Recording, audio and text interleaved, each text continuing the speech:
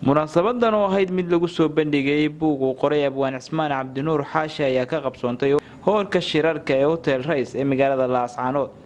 waxaana ka soo qayb galay mas'uuliyiin wax ka rada aqoon-yahan abwaano iyo sidoo kale marti sharaf tiro badan ugu horeynna abwaan Cismaan Cabdinuur Xaashi ayaa faahfaahin ka bixiyay buugan iyo duruucda uu xambaarsan yahay. buugu wuxuu ka kooban yahay 8 daraasadood cusub oo kala gegedsan wax lagu dhaafay Soomaaliya ma jiraan baan kala afdaab waxa lagu bixiyay kii afka dhaabayay afka gaalada tirada Soomaaliga waa tabar go'aya taas waa habar waxay la mid tahay Soomaaliya tabar go'aysa mar uu ka sheekeynaya taa labadii dhintiga Uganda ama Tugaanka mar ilaaha biyo ka sheekeynaya mar magacyada hadalka magacyada aqliga magacyada mar uu ka sheekeynaya taa haybta Soomaalidu sagaalka nooc ay tahay mar oo baa lagu abtirsanaya hebel baa oranaya mar hebel reer hebel mar bahebla mar hebel hebel مثل سعد موسى جامع سياد ساسو كلا سو هبل معه هبل لو حوادنا وقاعدين ساسو كلا مرة وبهب لا أو إنت ما شيء مرة إنت قلنا شيء بهدو مرة البعض بما تفتح مرة بهياك مرة على شيء به إلى هبل بهنا علي بهنا فاتح مجمع سجال كانوا عمو قوري درجة الصومالية كورة هنتي وقاسي ويسلو ويبقر بلداتي حسبه وحاضر قوري أنا يبغى لما تكبر يدون ترى دقيقة جوه كانوا يديسا ممكن أفرز سجاش كمان بلا أنا أقول مركز حاجة كيم أنا قلت ما في الصلاة وبحق اللي يجي دراسته يسجع بلا وأنا أقول والله sidoo kale waxa ka hadlay ka soo qayb galayaashii munaasabadaasi muddo aan akhriyay cilmi baadhis Soomaaliga in laga sameeyo xagga naxwaha buugaasi saaxiibkay Cismaan Cabdinuur Xaashi uma sad burinaye wallahi buuga buug ka qiimo badan oo aqoonta ku jirta ay ku jirto aanu maan akhriin waxa aan ilaahay waxba iga weydiineen maan akhriin hore 2015 baan Ismaaciil Umar Geele la kulanay wuxuu nagala hadlay waqti dheer dadka afka Soomaaliga u shaqeeya inay kooban yihiin oo ay dayacan yihiin wuxuu yiri dadka Soomaaliga u shaqeeya way kooban yihiin waana dayacan yihiin dawladda dhexe oo afka Soomaaliga markaa isku hawsho wax ka qabataana ma jirto marka kuwa kooban ee dayacan shaqada ay qabtaan oo tano kala ah oo culays badan ku dhaco marka ay soo baxdo waajibka inaga saaran waxa weeyaan inaynu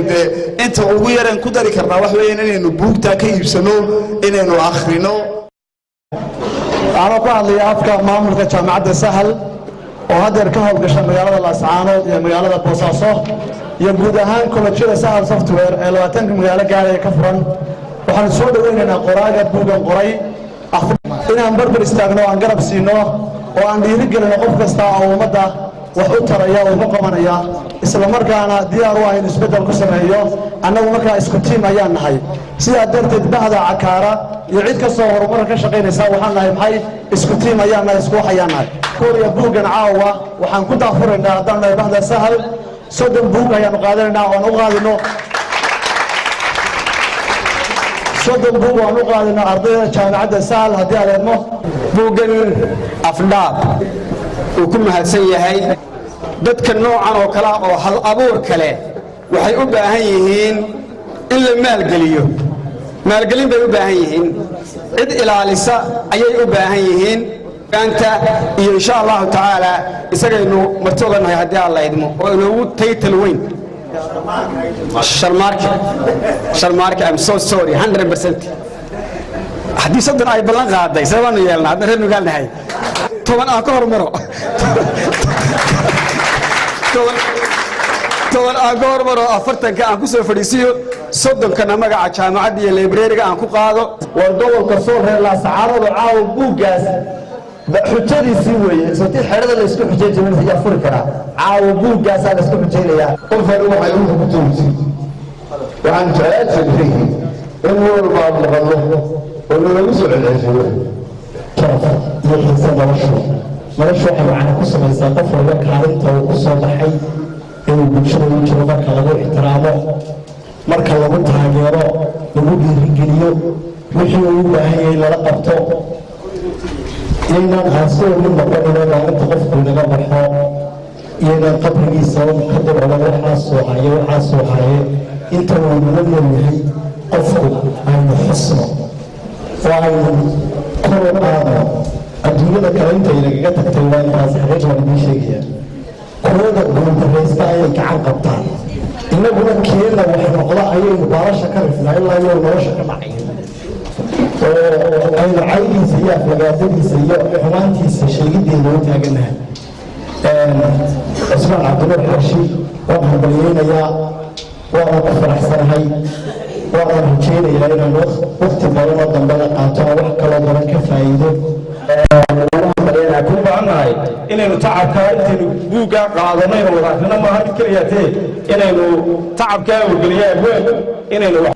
ugu dambayna mas-uuliyiin ka socday xukuumadda somalilan ayaa iyaguna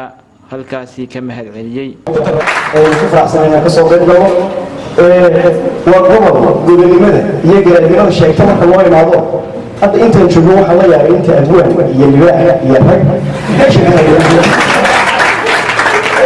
ambalyeynaya hibooyinka ilaahay marba qaarba gobolba iyo dadba waxbuu siiyaan in qoraayaasha iyo afmaallada muftimaallada maanmaallada alla yaaba marka halkaa joogo wax laga yaabaa birmaal iyo waxaad maqlaysaa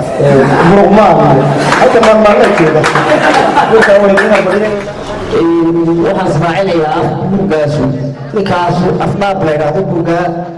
afkii u dhaabay innaga qudheenu afka waynu ku tartaynaa rubaan sheegayahay waxa weeye haddaynu reebooqooyinnahay afka imika la qoro ama ka idaacadaha ka baxa ama ka bugaagta u qoran waa afkeena waa afka reebooqooyihooyi waa tartan uu leeyahay reebooqooyin hal markaynu sinahana afkaa qorada dhaabtay ee imika dhigtay waa reebaas caanood waa reebaas caanood afkaa dhibnihiisa iyo dhismihiisaba idinkaa imika xilkaa idinkaa la wareegay waxa weeye afku dhismi u baahan yahay fara badan iyo qoladii hore qabiyay kaga tagtay dabadeetana cismaan mooyaane cid halkii kasii dhaqaajisay ma jirto waajibaan isaga u saaraabu ahaa waxaa labalaabma waxaa isku xidhma waxaan isku xidhmi karin inta israacada inta isku rursanaha afka dhaabistiisu waxa weeyaan sida siyaaraha qaar baa waxaa laga yaabaa jaamacadaha huriyaan